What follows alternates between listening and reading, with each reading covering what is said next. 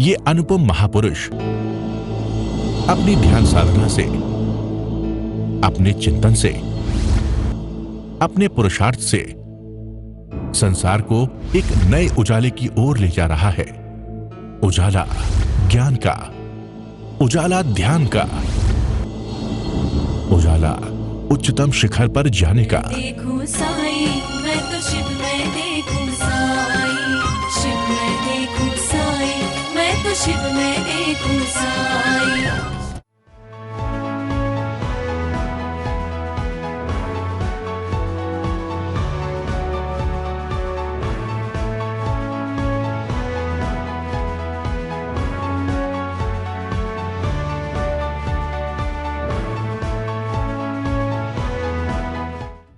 आंखें बंद कर लीजिए।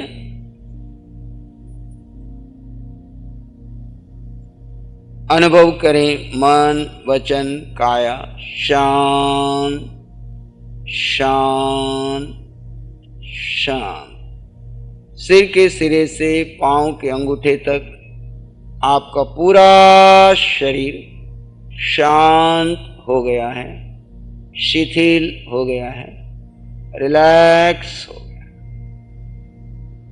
सिर से पांव के अंगूठे तक पूरा शरीर शांत, शिथिल, रिलैक्स। मैं आत्मा अनंत ज्ञान, अनंत दर्शन, अनंत सुख, अनंत शक्ति का दर्ता, केवल ज्ञान, केवल दर्शन से युक्त मैं आत्मा अकेला। इस जगत में कोई मेरा नहीं, मैं किसी का नहीं।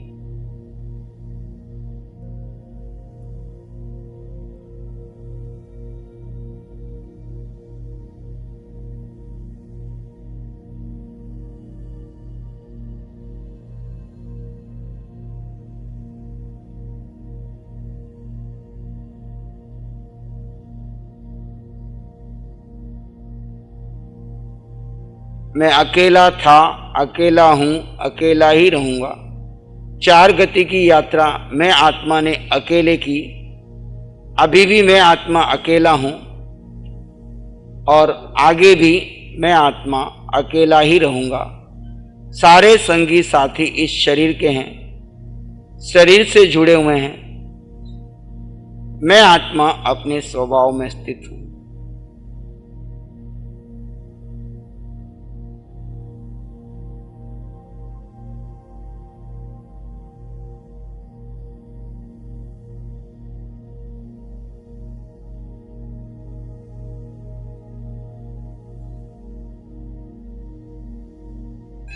ज्ञाता दृष्टा भाव में हूं। एक श्वास आ रहा है, जा रहा है, मैं सिर्फ उसे जान रहा हूं, देख रहा हूं और कोई प्रतिक्रिया नहीं।